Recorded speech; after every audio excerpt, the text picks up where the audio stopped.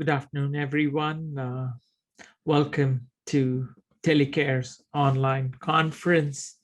And thank you for inviting me for this talk. And thank you all for listening. And the talk I would like to give today is where in the back does the problem lie? The need for holistic approaches to managing back pain. It's largely a bit of what I've learned and what I've experienced over the last few years in pain medicine. Work in multiple jobs, mainly based in Sydney at the St. Vincent's Public Hospital. Work at Royal Rehab, clinical lead in the Be Pain Smart Clinic with pain in people with traumatic brain and spinal cord injuries. Private rooms up at Prince of Wales Private Hospital, and have been with Telecare for the last 18 months and over nearly 2 years in a few more months. It's been a great experience, and being in telehealth even before COVID, I think COVID has kind of made us all be more adapted to a telehealth type of consultation, but it had a lot of value even before, and particularly in getting the various expertise to remote and regional Australia and to aged care facilities. Below are my affiliations, no specific disclosure with regards to this talk. And I would like to share some of my experiences and particularly about how do we look into managing back pain and finding out what are the possible contributors, where does the problem lie.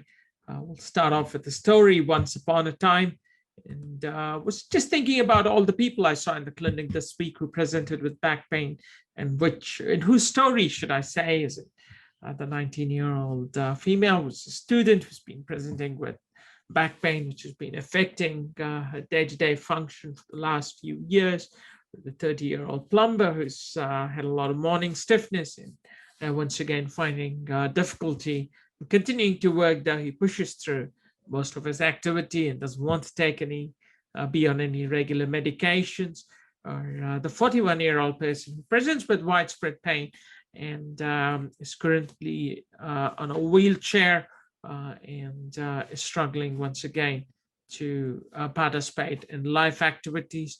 Or a 52-year-old gentleman who's was very fit and healthy, and in the last 2-3 weeks he's noticed increasing pain over his back, his hips and shoulders, and has not been able to participate in both at work and his regular lifestyle activities.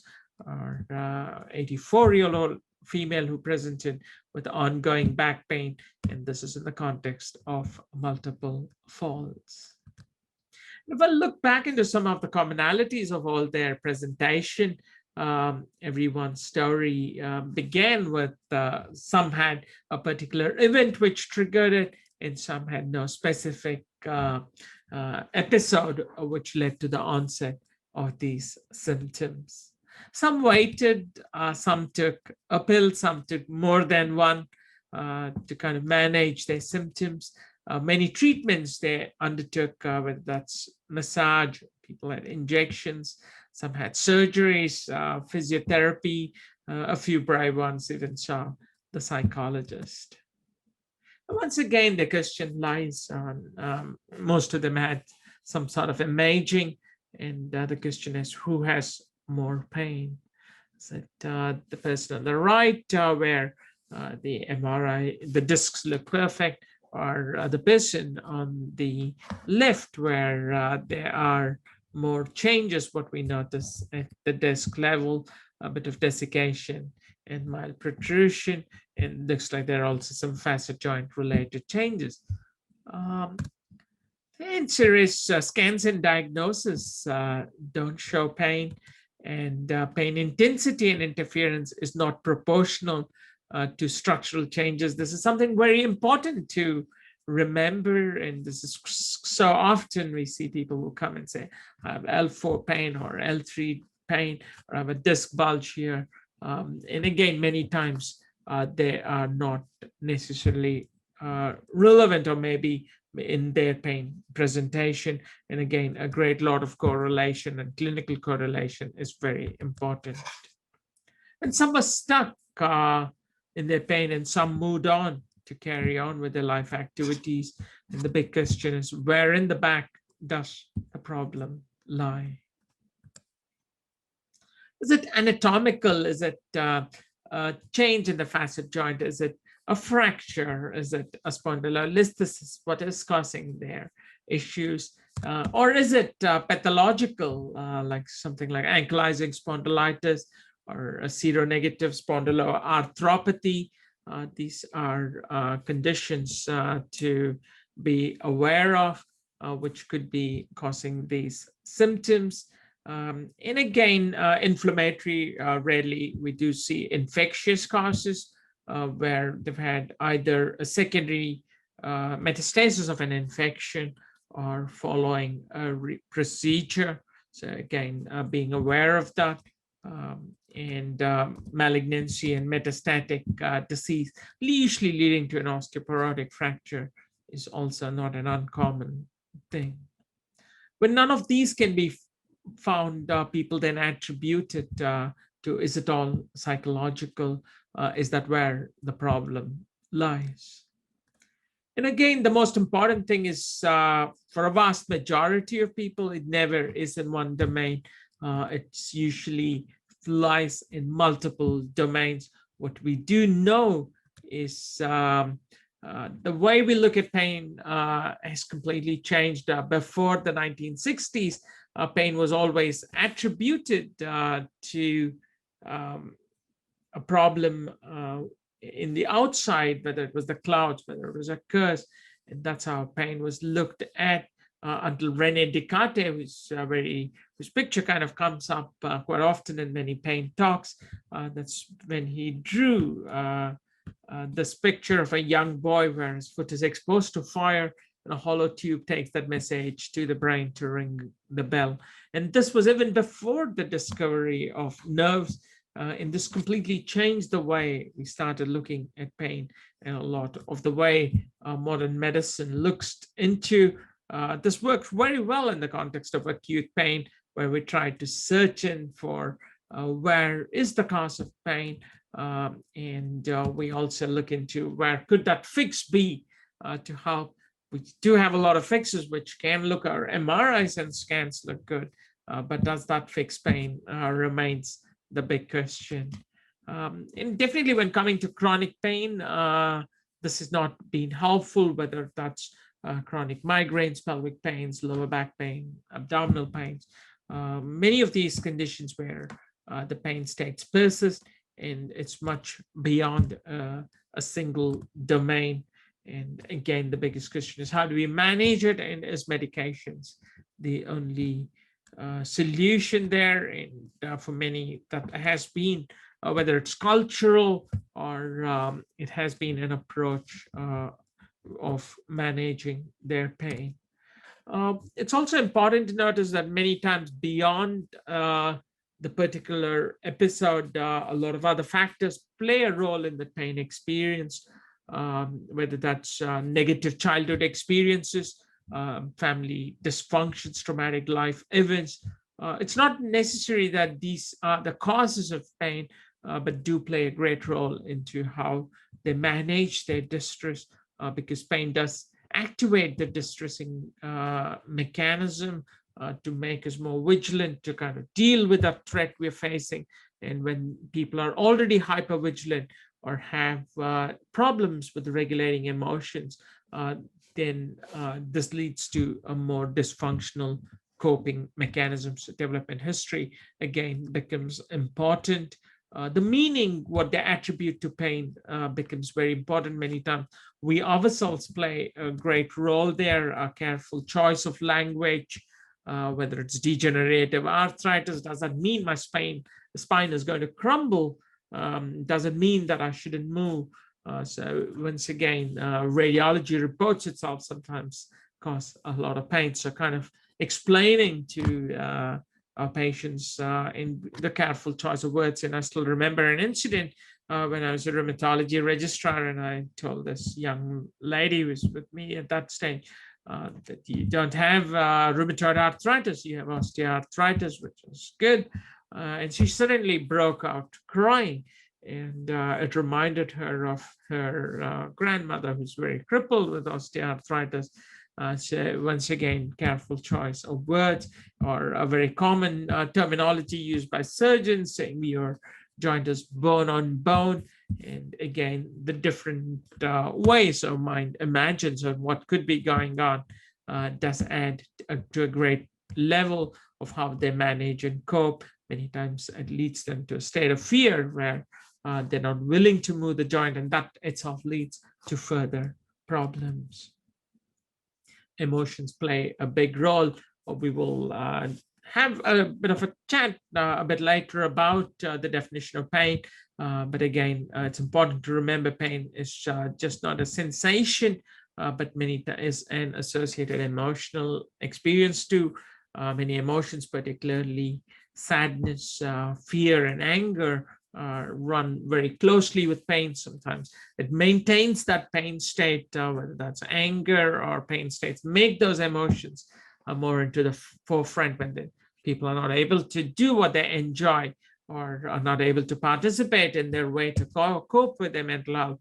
That can lead to sadness, or whether that's anxiety.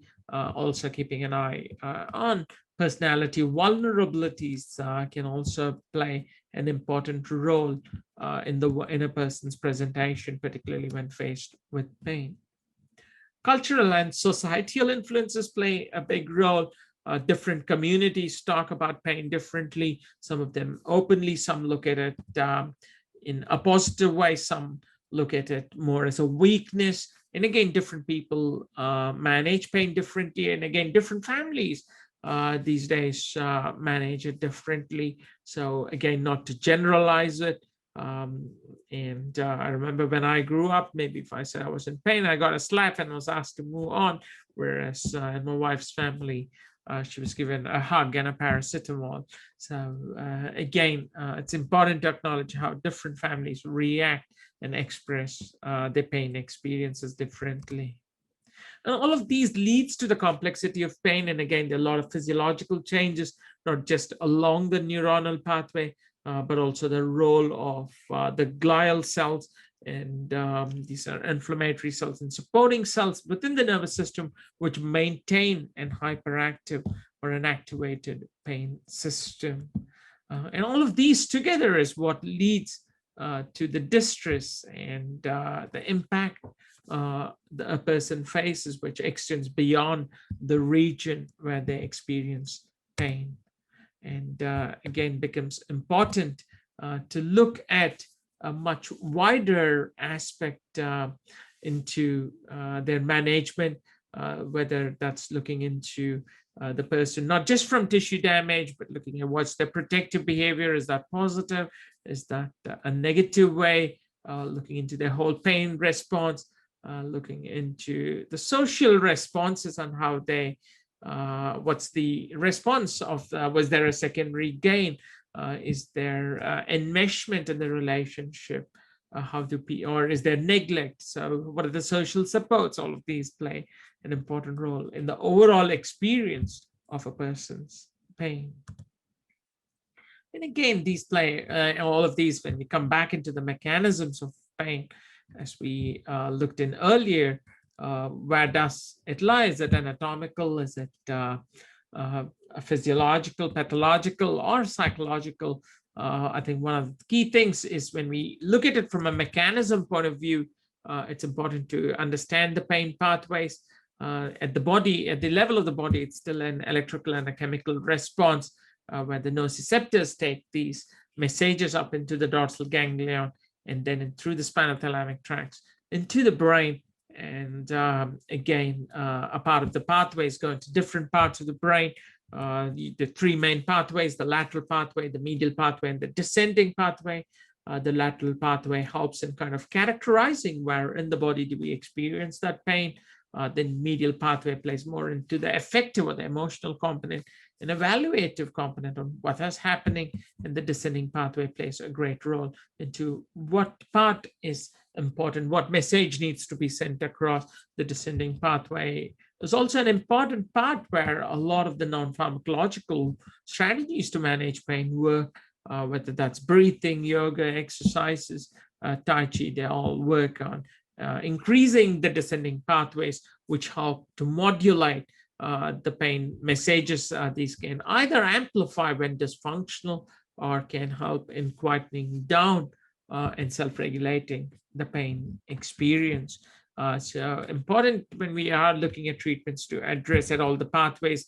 Once again, this picture shows different medications working on different pathways.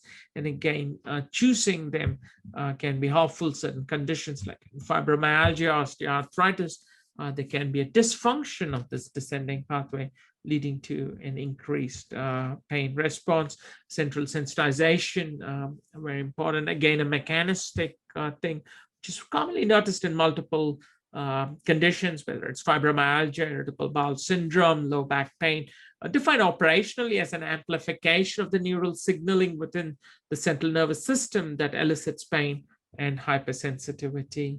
And again, this kind of says that we do not need to throw our pain medications just based on how loud a person screams.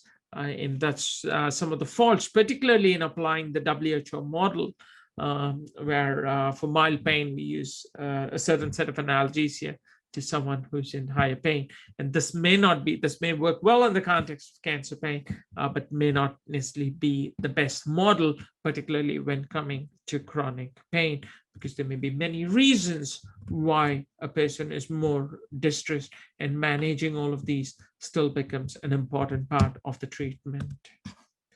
Coming from a mechanism point of view, you can divide it into three ways, whether it's nociceptive, neuropathic, or nociplastic. In nociceptive, it's activation of the nociceptor, whether that's a trauma, whether that's an injury or an infection or an inflammatory super cytokines, which activate them, and that activates the pain fibers.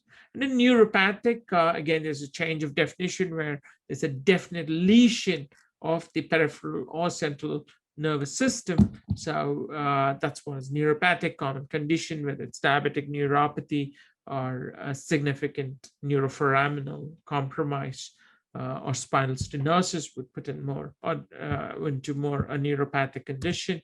Again, dermatomes, looking into a dermatomal distribution of the radiation can be helpful. Does it correspond? Is the pain in a dermatomal or a non-dermatomal widespread way? Does it fit into a possible lesion along the central nervous system? The third category is which has been kind of explained or in the more recent year has been the nociplastic pain, where which is based on the central sensitization mechanisms, where a touch or movement of the back, rather than activating the touch receptors or the proprioceptors, activate the pain or the nociceptive pathway, what we call as allodynia or hyperalgesia, where activation of the nociceptor lead to a more amplified response.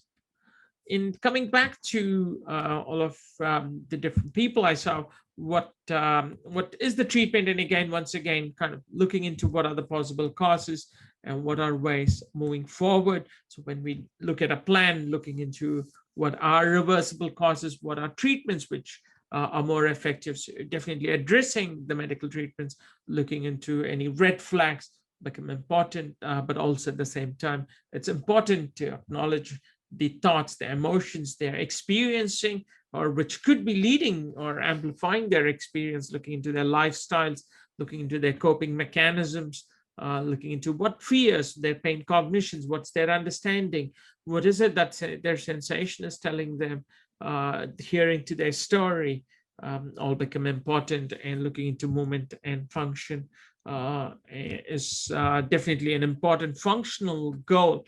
Many times it's hard to change the state of pain, but by addressing the movement and function, we're able to reduce that interference of pain, and many times is a goal in many of the pain management programs. And again, with the pain management plan, it's about taking time, listening to the person, trying to engage them, and it's very important they are a part of the plan, otherwise it's not going to be effective. And once again, when we make a plan, we look into all the aspects of the person in addressing all the phenomena, whether it's social, whether it's spiritual or psychological. And again, some people may have a very high social interference or a higher contributor in the social domain.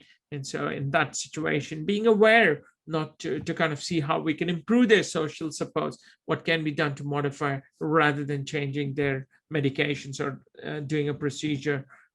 So again, that becomes important to identify which domain does the problem lie. It's usually not in one domain, but it's in multiple domains. But again, looking at which one could be more modifiable, which one is more predominant, becomes helpful, because just treating one domain usually does not solve the problem of pain.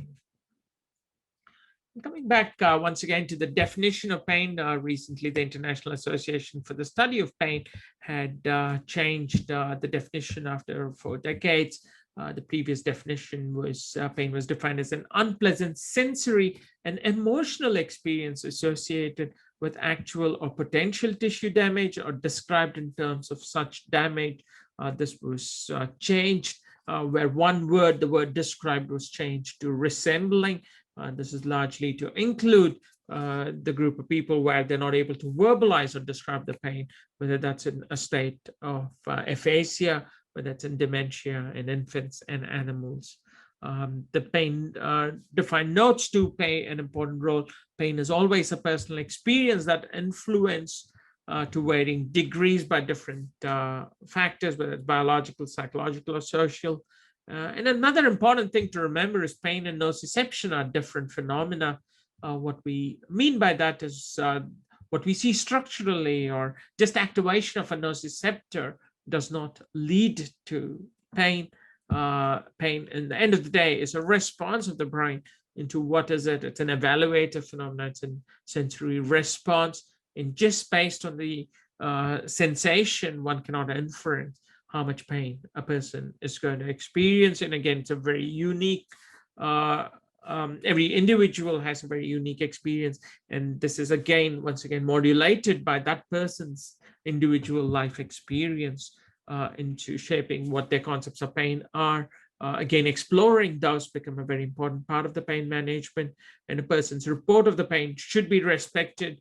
And many times pain does serve an adaptive role, but it can have adverse effects on function, social, and psychological well-being. So again, addressing those aspects, and verbal description is only one of the ways of expressing pain, and being aware of the many non-verbal ways, particularly in people with dementia. Aggressive behaviors could be due to pain, but also if someone stops doing activities, becomes more withdrawn or apathetic, that could also be pain could be an underlying factor where it leads them into a state of helplessness. A few words I would like to share before I conclude. Pain in my back, two sides to the back, my view and your view. Person said, pain in my back. I know you from a long time back. Can't move, can't sit, can't sleep, can't start, can't stop, can't be still. Pain in my back. Where are you in my back? In the joint, in the nerve, in the muscle, in the memory, or in my mind? Pain in my back. How to get you out of my back? Is it a pill, a needle, a massage, a stretch, a few screws to hold my back, or leads in my spine? Pain in my back. When are you going back so I can get my life back without worrying about my back? The other person, pain in your back. I know you from a long time back. Nociceptive, neuropathic, or nociplastic you may be. Pain in your back. Where are you in the back? Anatomical, pathological, physiological, or psychological you may hide. Pain in your back. How to get you out of the back?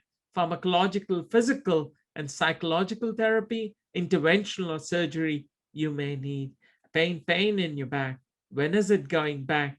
Not until the social, psycho, biomedical, and spiritual needs are looked into. Pain in my back, two sides to the back, me and my back. Look and listen to me, my story. and my back.